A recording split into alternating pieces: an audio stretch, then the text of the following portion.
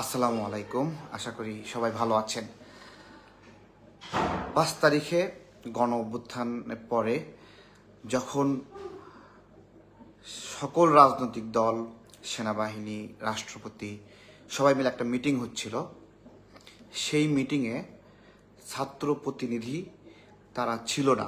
Basically বৈষম্য বিরোধী যারা ছিল তাদের একজনও ছিল না। আপনাদের কাছে একটা প্রশ্ন করব যে তাদেরকে ওখানে ঢোকার সুযোগ দেওয়া হয় নাই, নাকি তারা ইচ্ছা করে নিজেরাই ছিল না? এই বিষয়ে আপনারা যদি কিছু জানেন তাহলে একটু বলবেন। আমি যেটা পেয়েছি যে সব দলের লোকদেরকে নিয়ে সেনাবাহিনী, রাষ্ট্রপতি সহ যে মিটিংটা হচ্ছিল ওইখানে ছাত্ররা যায়নি। ছাত্ররা মানে বৈষম্য বিরোধীরা যায়নি, অন্য ছাত্ররা আবার গিয়েছে। তো কেন যায় নাই আপনাদেরকে আমি বলি, এটা আপনারা বিশ্বাস করবেন কিনা আমি জানি না। বেসিক্যালি বৈষম্য বিরোধীরা চায়নি সামনের যে সরকার গঠন হবে এই সরকার গঠন করার জন্য রাজনৈতিক দলের পরামর্শে প্রতিনিধি নেওয়া হোক। এটা বৈষম্য বিরোধীরা চায়নি, মানে নাগরিক কমিটির ওরা চায় নাই কোনো রাজনৈতিক দলের সাথে সরকার গঠনের প্রক্রিয়া নিয়ে আলোচনা করা হোক, এটা ওরা চায় নাই। যেহেতু সেনাবাহিনী রাজনৈতিক দলগুলোকে নিয়ে বসে গেছে, এটার প্রতিবাদ হিসেবে ওরা ওই প্রোগ্রামে একবারে বয়কট করেছে, তাদের একজনও যায়নি। এমনটা তো হওয়ার কথা না যে ওদের ওখানে ঢোকার অধিকার ছিল না, তাই কি? তাহলে ওরা যে অভিযোগ করেছিল জাতীয় সরকার রাজনৈতিক দলগুলো চায় না, এটা একটা মিথ্যা কথা। কেন আমি বলছি, আমি সহ আরও কয়েকজন যুবককে যারা রাজনৈতিক পরিচয় আছে তাদেরকে সেনাবাহিনীর পক্ষ থেকে এবং আরও বেশ কিছু জায়গা থেকে উপদেষ্টা করার প্রস্তাব আসে, যাতে করে রাজনৈতিক অংশীদারিত্ব থাকে এবং এই সরকারটা শক্তিশালী হয়। কিন্তু এই জায়গায় ভেটো দেয় হলো বৈষম্য বিরোধীরা। শুধু তাই না, আক্তার সে ছাত্রশক্তির প্রধান হওয়ায় বা তাকেও এখানে উপদেষ্টা হতে বাধা দেওয়া হয়।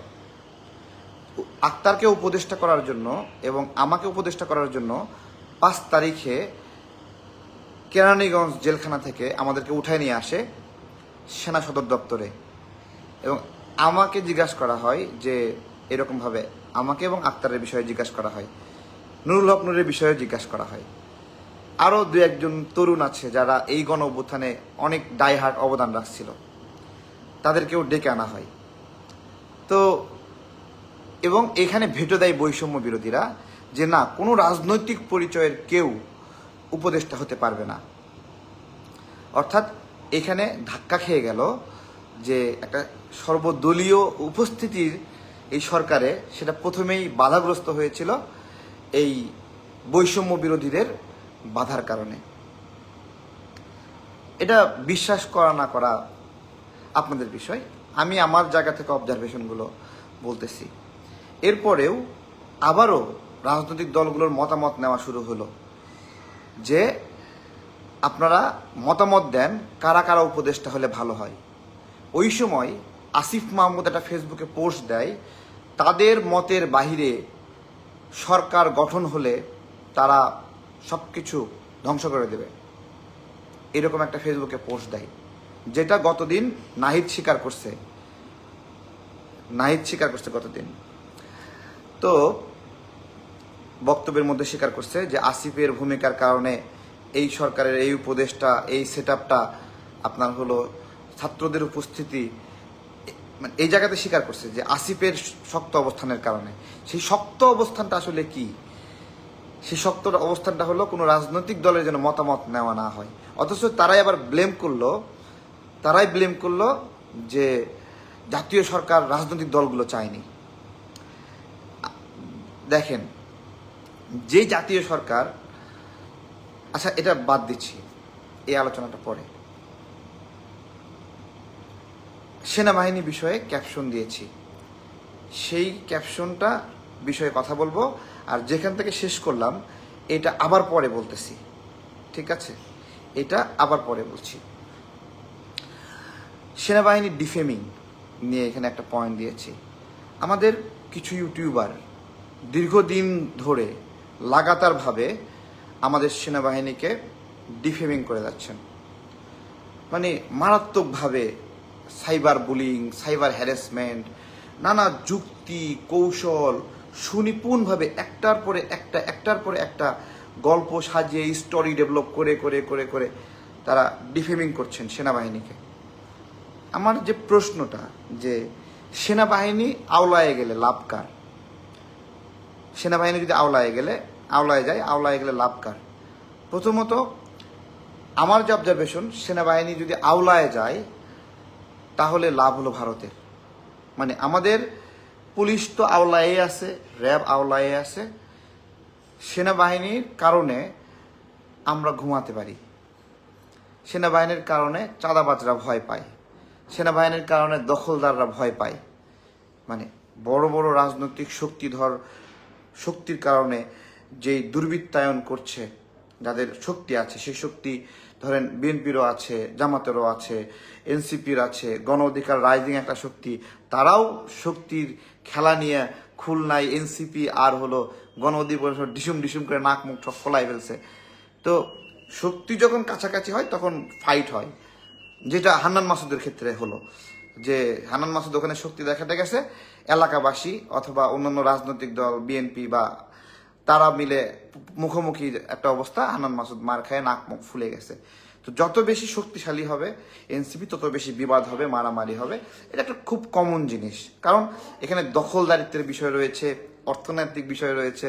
হান্নান মাসুদ মংলা বন্দরের উপদেষ্টা হয়েছে, এটা একটা অর্থনৈতিক ইস্যু, ঠিক আছে? হান্নান মাসুদ হয়েছে, মোল্লা রহমতুল্লাহ হয়েছে, নাগরিক কমিটির প্রায় 5-6 জন মংলা বন্দরের উপদেষ্টা হয়েছে।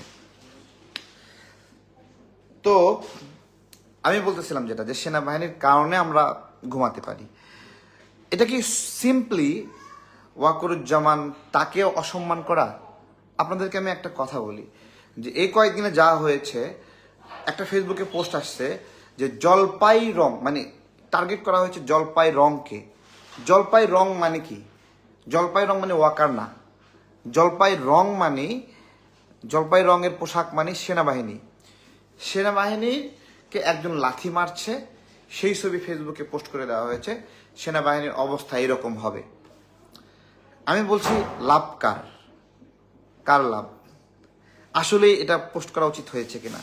আরেকটা বক্তব্য আসছে, সে বক্তব্যটা হলো যে ক্যান্টনমেন্ট গুড়াই দেবে, এই বক্তব্য। এবং আমি আমার জীবনে, ফুয়াদ ভাই আপনি মাফ করবেন ভাই, ঠিক আছে, মাফ করবেন, মানে সেনাবাহিনীর প্রতি এত ঘৃণা কেন আপনার আমি জানি না আসলে। ফুয়াদ ভাই, আপনি শুধু এখন না, সেনাবাহিনীর ছোট ছোট কিছু ব্যবসায়ী আছে, ওদের অবসরপ্রাপ্ত অফিসাররা কল্যাণ ট্রাস্ট বিভিন্ন কিছু করে একটু ব্যবসা করে, শুধু রিটায়ারমেন্টের টাকা বসে বসে খেলে শেষ হয়ে যায়, তারা বিভিন্ন উদ্যোগ নেয়। সেগুলো নিয়েও যে সেনাবাহিনী কেন ব্যবসা করবে, এটাকে নিয়ে যেই ঘৃণার সাথে উনি এক্সপ্রেস করেছেন, উনি বলতে পারতেন যে সেনাবাহিনী যে ব্যবসা করতেছে এটা এরকম হওয়া উচিত না, কিন্তু যেই ঘৃণার সঙ্গে বলেছেন, এইটা আমাদের বাহিনীর প্রতি ওনার যে ভিতরে পুঞ্জীভূত ঘৃণা ক্ষোভ সব উনি একবারে বমি আকারে উগলাই দিয়েছেন, এরকম একটা অবস্থা। কিভাবে বলতেছেন কুত্তা, নেরি কুত্তা ঘুরায় দিবে, পুরোটা বিষয় একটা ঘৃণা প্রকাশ পাচ্ছে। যাই হোক, ওনারা এটাকে কিভাবে ডিফেন্ড করেছে আজকে তা দেখেছেন। আমি অনেকটা কনভিন্সড, আবার কনভিন্সড না, ঠিক আছে? আমার প্রশ্ন ওই জায়গায় না, আমার প্রশ্ন যে সকল ইউটিউবাররা আমাদের সেনাবাহিনীকে এইভাবে ডিফেমিং করছেন একটার পরে একটা, আমি বলছি আপনারা আমাদের বড় ভাই, মানতে পারছি না ভাই, মানতে পারছি না। কেন? আবার আগের ঘটনায় আসি। আমাকে 5 তারিখে সেনাবাহিনীর একজন অফিসার আমার জেলখানায় আমার ঘরে গিয়ে কড়া নাড়তেছে, মানে গিয়ে জোরে একটা স্যালুট দিছে আমারে। আমি কই কিরে এনে কি হইল, এনে এসে স্যালুট দেয় কে? জীবনে মানে এই কদিন জেলে ছিলাম কেউ স্যালুট দিল না, এখন এসে স্যালুট দিচ্ছে, মার্চ করতেছে, এরকম একটা অবস্থা। তো আমি বাথরুমে ঢুকে গেছি ভয়েতে, হ্যাঁ, ওখানে একটু পাশের দেওয়া বাথরুম আছে, ঢুকে গেছি। তারপরে অনেকক্ষণ পরে বলতেছে যে তারেক সাহেব আছেন। আমি একাই, আমাকে সাধারণত মানে শেষের দিকে এসে আমাকে একবারে এক ঘরে করে ফেলছে। হ্যাঁ, কারোর সাথে মিশতে দেয় না, কারোর সাথে কথা বলতে দেয় না, এরকম একটা অবস্থা। তো আমি আমি তারপরে আমাকে ডাকতেছে, বলছে আপনি ভয় পেন না, আসেন। আমাকে স্যার স্যার বলতেছে। তো আমি সামনে আসলাম, বলতেছে যে আপনারা কারা বা কেন আসছেন বা মানে কি উদ্দেশ্যে আসছেন। হ্যাঁ, তো আমার একটা ধারণা ছিল ডেপুটি জেলার একজন এসে আমাকে বলতেছে দুপুরের পরে, তারেক ভাই অবস্থা তো ভালো না, শেখ হাসিনা তো পালাই গেছে, কিন্তু আপনাকে মনে হয় টার্গেট করবে। এটা দুপুরের দিকে না, দুপুরে আরো পরে পরে। আমি আমাকে কেন টার্গেট করবে? তো বলছে একটা রিকোয়েজিশন আছে আপনাকে এখান থেকে নেওয়ার জন্য, ঠিক আছে? তো আমি তো বললাম হ্যাঁ, আমার তো 10 দিনের রিমান্ড দিছে সকালবেলা, আমাকে তো নেবেই। সেই রিকোয়েজিশন না না, এই শেখ হাসিনা পালানোর পরে আপনাকে এখানে থেকে নেওয়ারই আছে, আপনি যাবেন না কোথাও। ওইটা শুনে আমি বের হচ্ছি না যে আমাকে নিয়ে যাই বাইরে ক্রস ফায়ার দিবে কিনা এরকম। তো উনি বলতেছে যে আপনাকে সেনা সদর দপ্তর থেকে ডাকছে। হ্যাঁ, আমি বললাম কে ডাকছে? বলছে চিফ ডাকছে। হ্যাঁ, সেনা সদর দপ্তর থেকে ডাকছে, এটা বলার পরে আমি বেরোয়নি, তখন আমাকে বলছে চিফ ডাকছে আপনাকে। তো আমি তো না যাই তো উপায় নাই, বা আমি তো না অপোজ করার কে। তো আমি অনেকটা অসহায়ভাবেই আল্লাহর উপর সঁপে দিলাম যে হ্যাঁ আমাকে আচ্ছা মারলে মারবে, কি করা যাবে এখন, পরিস্থিতির শিকার। ক্রস ফায়ার দিয়ে বাইরে নিয়ে গিয়ে গণ অভ্যুত্থানের পরে এই ধরনের ম্যাসাকার হয়, আবার রিভার্স ম্যাসাকার।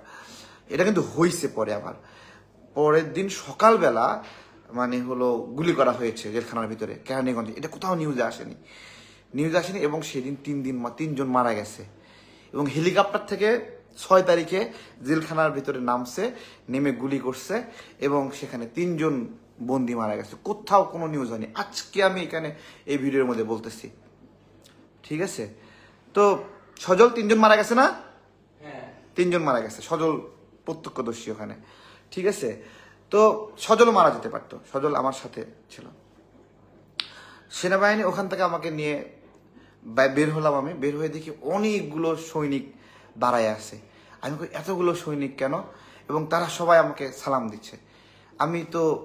আমি তখন বুঝতে পারলাম এভাবে যেহেতু সালাম দিচ্ছে সেহেতু হয়তো বা মানে পজিটিভ কিছু। তো আমাকে ওখান থেকে নিয়ে গেল মানে কেরানীগঞ্জের জেল মানে কর্তৃপক্ষ। আমাকে দেবে না, ওরা আমাকে ভালোবেসে আমাকে দেবে না, যে আমাকে বাইরে নিয়ে যেয়ে মেরে ফেলা হতে পারে এরকম। তখন ওই মানে উনি সম্ভবত সেনাবাহিনী একটা বড় অফিসার, সে বলতেছে কারারক্ষী জেল জেল জেল কর্মকর্তাকে বলতেছে যে তাহলে তুমিও চলো আমাদের সাথে, এইভাবে বল। তখন উনি ভয় পেয়ে গেছে, না না ঠিক আছে আপনারা নিয়ে যান। তখন আমাকে জেলখানা থেকে বের করে বাইরে দেখে অনেকগুলো সেনাবাহিনীর গাড়ি, আর একবার সাইরন দিতে দিতে একবারে টানা আমাকে নিয়ে আসলো। নিয়ে আসার পরে অনেক কয়দায় থামাইলো, বলো দেখছো তারেক সব জ্বলে পুড়ে ছারখার হয়ে গেছে। তো আমি ওখান থেকে মানে সেনা সদরে গেলাম, সেখানে আমাকে কথা বললো। সেখানে আমাদেরকে উপদেষ্টার বিষয়ে প্রস্তাবটা দেওয়া হয়। তো ওইখান থেকে আমাদেরকে আরেকটা বাসায় নেওয়া হয়, ওখানে গিয়ে সেখান থেকে আবার নিয়ে আসা হয়। সেখান থেকে আমাদেরকে মানে অ্যাড্রেস করা হয় যে তোমাদেরকে কিছু ভূমিকা রাখতে হবে। আমি বললাম কি ভূমিকা রাখতে হবে? বলছো তোমরা তো জিতেই গেছো, তাই না? লড়াই করছো, তোমরা জিতে গেছো, আমাদের অনেকগুলো থানা অবরুদ্ধ, তুমি তো এই জায়গাগুলোতে আন্দোলন করছো, এবং তোমার একটা কমান্ডিং সেল আছে যেটা বিএনপির পক্ষ থেকে সমন্বয় করা হয়েছে, জামাতের পক্ষ থেকে সমন্বয় করা হয়েছে, সো তুমি পারবা এগুলোকে শান্ত করতে, এরকম একটা বলা হয়। তখন আমাকে কয়েকটা থানাতে আমাকে হস্তক্ষেপ করার সুযোগ দেওয়া হয় ওই এলাকাতে। আমি তখন ওদের পুলিশদেরকে না মারার জন্য শান্ত করি যে না মাইরেন না, যুদ্ধে আমরা জিতে গেছি, আর কারো মানে প্রাণ হারাক আমি এটা চাই না। এরকম কয়েক জায়গায় ঘুরতে ঢাকার ভিতরে বিভিন্ন থানায় অবরুদ্ধ পুলিশদেরকে উদ্ধার করার বিষয়ে আমাকে একটু কাজে লাগালো। তারপরে আমাকে ফজর নামাজের আগে বাড়িতে পৌঁছায় দিছে।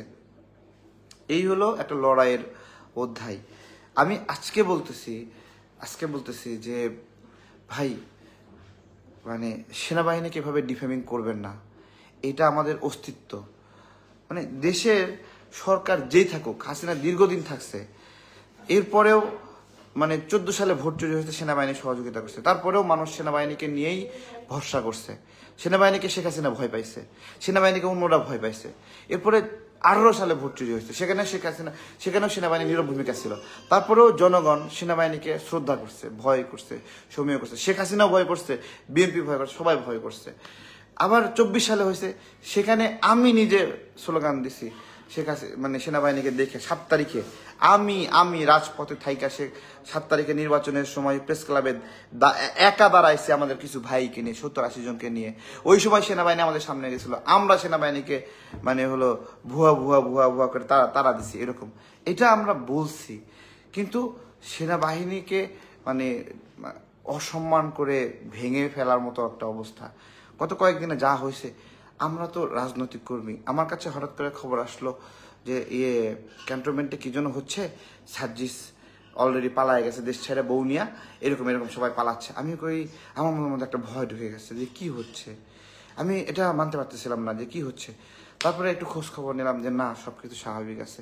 কিন্তু সবার মনে একটা টেনশন ছিল, এই টেনশনের জায়গাটা তৈরি করলো কে?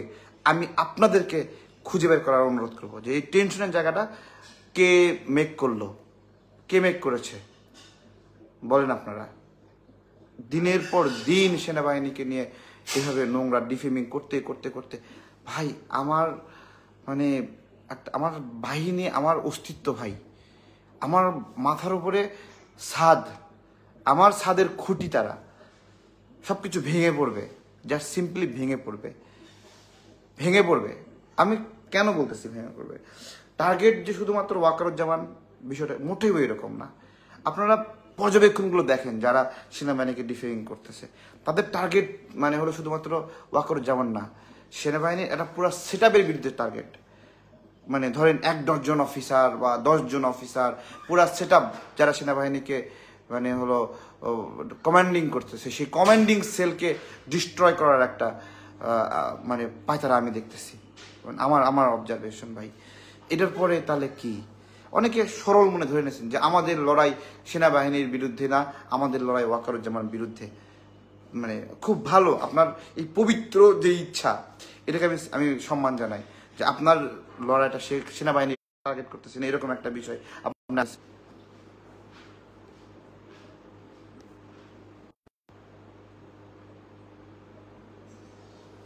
তো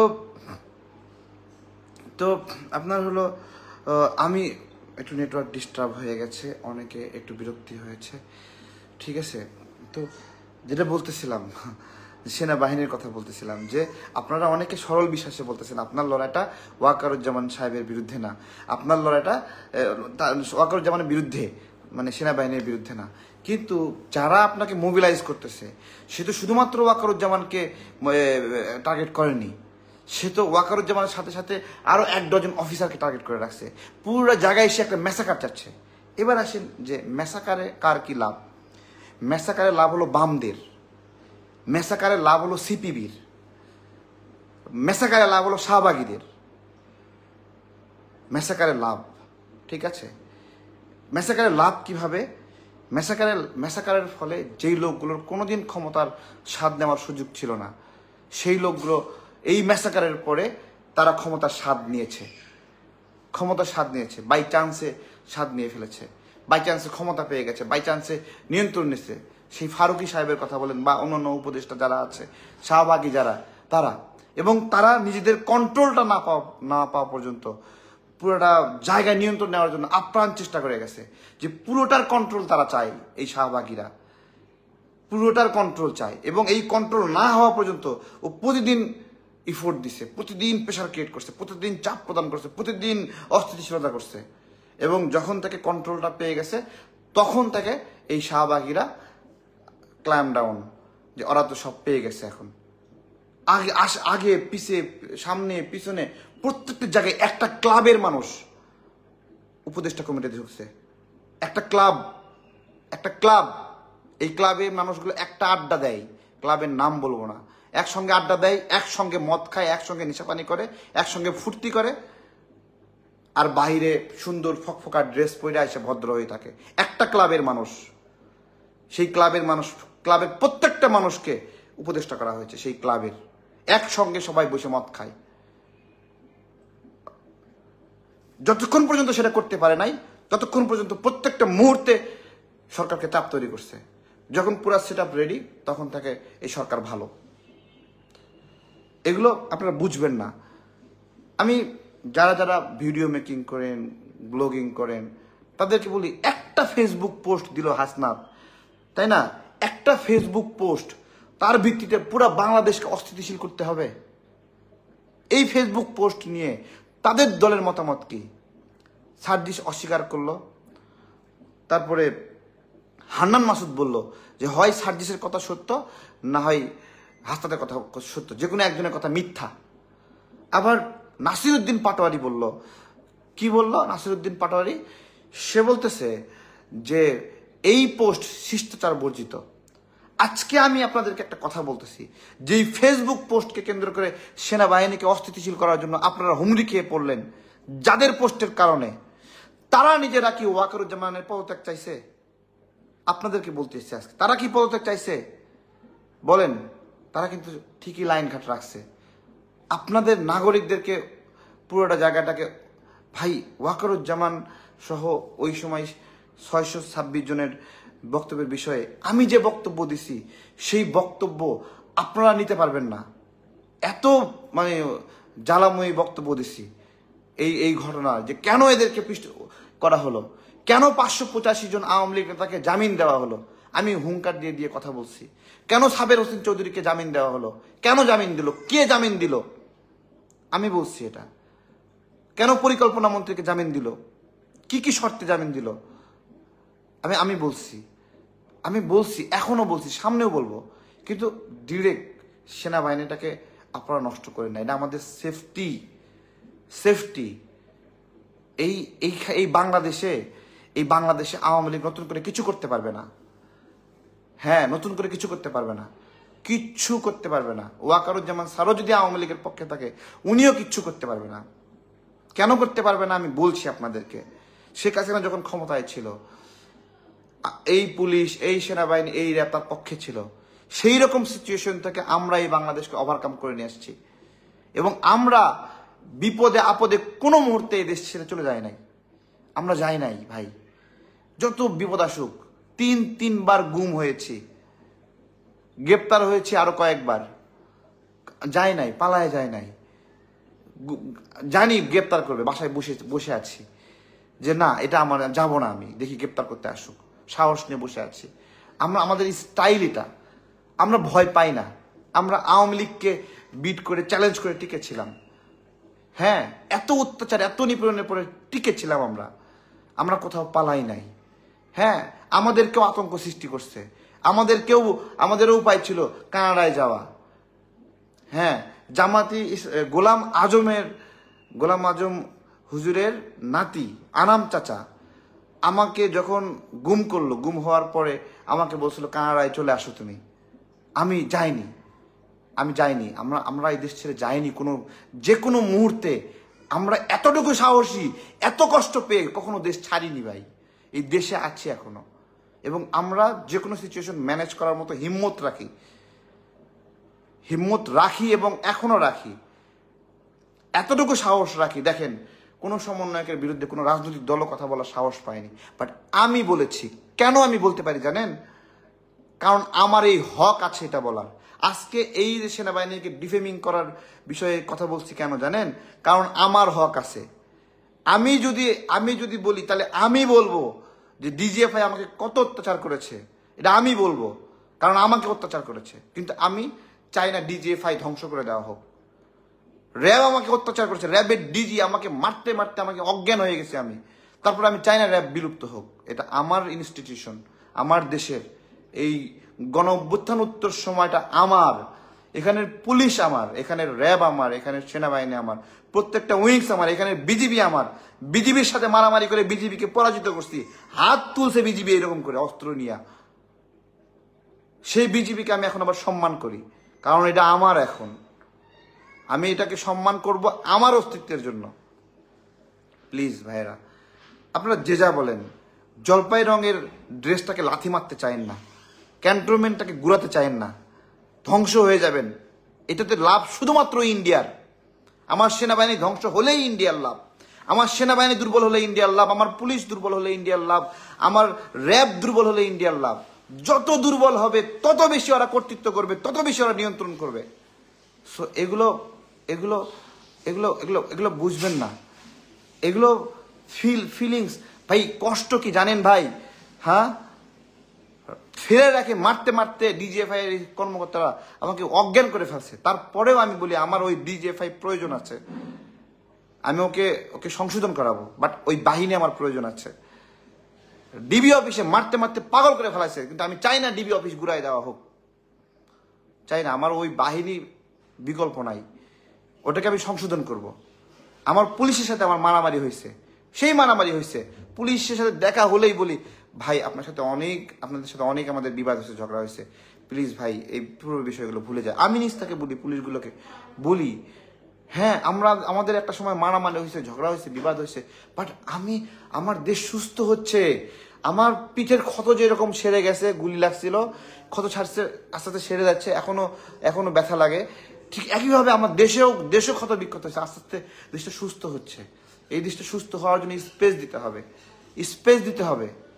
আপনারা মূল জায়গায় ধরতে পারেন না কেন? আদিবাসী বিষয়ে সমস্যা সৃষ্টি করা হচ্ছে। এই এনজিও মার্কা উপদেষ্টারা কি করছে জানেন?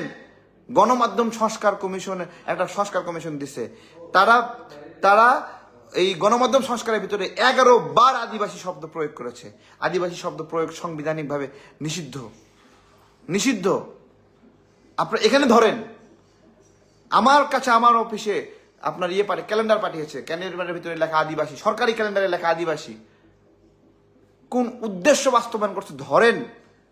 একজন হুই করে উঠলো সেনাবাহিনীর বিরুদ্ধে, সবাই গিয়ে মানে আপনার গিয়ে হু করে উঠলেন। হ্যাঁ, এটা কোনো ম্যানার? আপনারা নাগরিক, সচেতন নাগরিক, দেশকে ভালোবাসেন, আপনাদেরকে মিসগাইড করে ফেলতেছি রাজনৈতিক কর্মীরা। হ্যাঁ, এগুলো বুঝেন আপনারা। আবার ফিরে আসি সেই জায়গাতে, উপদেষ্টা নিয়োগের ওই জায়গাতে আবার ফিরে আসব। উপদেষ্টা নিয়োগের ক্ষেত্রে আমি আপনাকে বলি, কোনো রাজনৈতিক দলের কোনো মতামত নেওয়া হয় নাই, কোনো রাজনৈতিক দল থেকে কোনো মতামত নেওয়া হয় নাই। ভালো করে স্মরণ করেন, আসিফ নাহিদ ওরা হুঙ্কার দিছে ওদের মতামতের বাহিরে কোনো উপদেষ্টা নিয়োগ হবে না। এরপরে ফেসবুকে হাজার পোস্ট হয়েছে, ওরা যে তালিকা দিছে সেই তালিকা পোস্ট হয়েছে, এই তালিকা ওরাই আবার রিভাইজ করছে, সবাই মিলে আবার ওইটাই পোস্ট করছে। এরপরে ওরা আবার রিভাইজ করছে, সবাই মিলে আবার ওইটাই পোস্ট করছে। ওরা আবার রিভাইজ করছে ভাই, সবাই মিলে আবার ওইটাই পোস্ট করছে। কমপক্ষে 10 বার ওরা লিস্ট রিভাইজ করে তারপরে উপদেষ্টা কমিটি নিয়োগ দিছে। আর আজকে দোষ দিচ্ছে এটা রাজনৈতিক দলগুলো দিছে। রাজনৈতিক দলগুলোর কোনো মতামত নেওয়া হয় নাই, কেন মতামত নেওয়া হয় নাই? তারও একটা উদ্দেশ্য রয়েছে, কারণ রাজনৈতিক প্রতিনিধিত্ব থাকলে তাদের যে অন্যায় উদ্দেশ্য এগুলোতে ভেটো দেবে। একটা কথা বলি, আজকে বলবো, দেখেন বিএনপি ক্ষমতায় ছিল, জামাত অংশীদার ছিল, আওয়ামী লীগ ক্ষমতায় ছিল না? ছিল তো। কোনোদিন এই আদিবাসী শব্দ নিয়ে কোনোদিন বিতর্ক করতে দেখছেন? কোনোদিন অনুমোদন দিছে? বলেন। শেখ হাসিনা বহুত খারাপ ভাই, বহুত খারাপ, কিন্তু দেশের সার্বভৌমত্বের সংকট সৃষ্টিকারী আদিবাসী শব্দ নিয়ে আমেরিকার যে ষড়যন্ত্র, জাতিসংঘের যে ষড়যন্ত্র, ভারতের যে ষড়যন্ত্র, সেই ষড়যন্ত্রে অন্তত আদিবাসী শব্দটাকে সে অ্যাপ্রুভ করেনি। আজকে সে আদিবাসী শব্দ আপনারা সেখানে কনসেন্ট্রেশন নাই, আপনারা বেখেয়াল হয়ে গেছেন, বেখবর হয়ে গেছেন। সার্বভৌমত্বের মূল সংকট কোথায় সেখান থেকে ভুলে গিয়ে সেনাবাহিনীকে আওলায় দিতে চান আপনারা, তাই না? সেনাবাহিনীকে আওলায় দিতে চান। আমার পাহাড় থেকে সেনাবাহিনীকে প্রত্যাহার করতে হবে, এটা তো চাই বামগুলো, এটা তো চাই এনজিও গুলো, তাই না? সেন্ট মার্টিন নিয়ে কি পরিকল্পনা হচ্ছে আমরা কেউ জানি না। আমি মাঝে মাঝে বলি, কুত্তাকে বিরিয়ানি খাওয়ানো লাগতেছে ওখানে, কুত্তা হাড্ডি সার হয়ে গেছে, এখন সরকারিভাবে বিরিয়ানি রান্না করে করে কুত্তাকে খাওয়াতে হয়। অথচ যখন মানুষ যত স্বাভাবিকভাবেই কোনো কিছু ধ্বংস হবে না ভাই। কিসের প্রবাল ক্ষয়? প্রবাল যে হারে ক্ষয় হবে, প্রবাল আবার তৈরি হবে। হ্যাঁ, এই রূপান্তর চলতে থাকবে। আপনি ওখানে গেলেন না, প্রবাল ক্ষয় বন্ধ হয়ে থাকবে, তাই তো? তো ভালো থাকবেন ইনশাল্লাহ। আমাদের একটা বোঝাপড়া দরকার, খুব ভালো বোঝাপড়া দরকার। আমাদের এই বাংলাদেশটা, এখানে অনেক বুদ্ধিভিত্তিক লোক আছে যারা গণতন্ত্রের জন্য লড়াই করে। সেই গণতন্ত্রের জন্য লড়াই করা মানুষগুলো রাষ্ট্র চালাবে। দীর্ঘদিন ধরে লড়াই করতেছে, শুধুমাত্র বিএনপি না, জামাত থেকে লড়াই করতেছে, 12 দলীয় জোট থেকে, গণতন্ত্র মঞ্চ, ধরেন মাহমুদুর রহমান মান্না ভাই, সাকি ভাই, নুরুল হক নূর, আন্দালিব রহমান পার্থ, তারপরে আরো অপরাপর আসমা আব্দুর রব, অথবা আরো বড় বড় রাজনৈতিক ব্যক্তিবর্গ আছে এই সমাজে। হ্যাঁ, তারা তারা দীর্ঘদিন ধরে লড়াই করতেছে, দেশের জন্য লড়াই করছে। এই মানুষগুলো সংসদে যাবে, বিরোধী দল থাকবে, সরকারি দল থাকবে, সবাই মিলে ডিবেট হবে, নৈতিক একটা বিষয়ে ডিবেট হবে। সেই ডিবেটে রাষ্ট্রের জন্য পলিসি মেকিং হবে। সেই পলিসি মেকিংয়ে যাওয়ার কথা যদি কেউ বলে, তাহলে আজে বাজে কথা বলে, আজে বাজে কথা বলে, নোংরা কথা বলে। এই লোকগুলো রাষ্ট্র চালাবে না।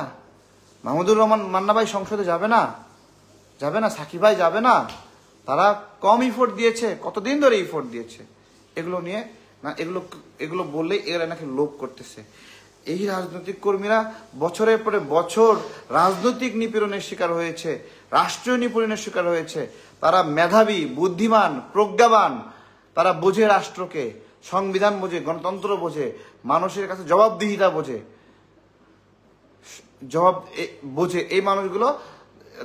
এই মানুষগুলো হলো লোভী।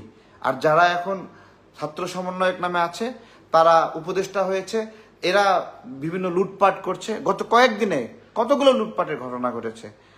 গত কয়েকদিনে এনসিটিভির দুর্নীতি কথা বললে শয়তানগুলো একটা উদাহরণ দেয় যে ওইখানে 150 কোটি টাকা 200 কোটি টাকা বাজেটই ছিল, সেখানে 400 কোটি টাকা লুটপাট হয় কিনা। এগুলো একটা ডিসইনফরমেশন করে কিভাবে শয়তানগুলো। দেখেন, এই পাঠ্যপুস্তকের প্রজেক্টের ব্যয় কয়েক হাজার কোটি টাকা, সেখানে ওরা বানাইতেছে 150 কোটি টাকা। 150 কোটি টাকা পাঠ্যপুস্তক শুধু, হ্যাঁ, 400 কোটি টাকা লুটপাট হয়ে গেছে। রাখাল রাহা, একজন হুজুর ফেসবুকে পোস্ট দিছে যে রাখাল রাহাকে অপসারণ করা হচ্ছে। কই রাখাল রাহাকে অপসারণ করা হচ্ছে? হ্যাঁ, রাখাল রাহা তার ওখানে এখনো শক্তিমান হিসেবে আছে। রাখাল রাহাকে সরাবে না, কারণ ওরা ওই ক্লাবের মেম্বার। ওই ক্লাবে ওরা একসঙ্গে মদ খায়, ফুর্তি করে, ওইখান থেকে পলিসি প্ল্যানিং করে ইসলামের বিরুদ্ধে, ইসলামপন্থীদের বিরুদ্ধে, সার্বভৌমত্বের বিরুদ্ধে। এনজিও গ্রুপ, আমি আপনাদের কাছকে বলছি। যাই হোক, ভালো থাকবেন সবাই। শুধু অনুরোধ, সেনাবাহিনীকে হাত দিয়েন না, ঠিক আছে? ওয়াকারুজ্জামান সেনাবাহিনীর মাথা, হ্যাঁ, আরও নিচে যে অফিসারগুলো আছে তারাও মাথা। এখানে একটা কমান্ডিং সেল আছে, তার ভুল ধরেন, আমরা ভুল ধরি, সমালোচনা করি না। 626 জনকে জামিন দেওয়ার ক্ষেত্রে আমরা সেনাবাহিনীকে আমরা চার্জ করি। ঠিক একইভাবে ডক্টর ইউনূস স্যার বললো না যে আওয়ামী লীগকে নির্বাচনে আসতে দেওয়া হবে, বলছে না? তো ওয়াকারুজ্জামানকে আমি গালি দিলাম, ডক্টর ইউনূস স্যারকে গালি দিলাম না কেন? উনি জনপ্রিয় দেখে, উনি অনেক জনপ্রিয় সেজন্য বলেন। ওয়াকারুজ্জামানের গণ অভ্যুত্থানে কোনো ভূমিকা নাই নাকি? ভূমিকা নাই, ধরেন ভূমিকা নাই। আমার যে প্রশ্ন উত্তর দিবেন, ডক্টর ইউনূসের এই গণ অভ্যুত্থানে ভূমিকা কি? আগে আমি ইয়েস নো করি। আমাদের এই গণ অভ্যুত্থানে আন্তর্জাতিক মহলে কোনো ভূমিকা আছে? কোনো ভূমিকা আছে? বলেন, কোনো ভূমিকা আছে? আমেরিকা আমাদের সহযোগিতা করছে, ইন্ডিয়া আমাদের সহযোগিতা করছে? No one. তাহলে এই বয়ানটা যদি কেউ দেয় যে আন্তর্জাতিক মহলকে ম্যানেজ করেছে ডক্টর ইউনূস, এটা একটা ভুয়া। কারণ আন্তর্জাতিক মহল এই গণ অভ্যুত্থানে সহযোগিতা করেই নাই, কিন্তু একটা পজিটিভ ভাইব তৈরি করে রাখছে যে হ্যাঁ সহযোগিতা করেছে। আমার বিষয়টা আজকে ওনাকেও ডিফেমিং করে না। আমার কথা হলো যে আপনি যেই কারণে সেনাবাহিনীকে কলুষিত করছেন, এইটা এইভাবে করেন না। এটা হলো আমার কাছে আবেদন। ভালো থাকবেন, বিদায় নিচ্ছি। আসসালামু আলাইকুম।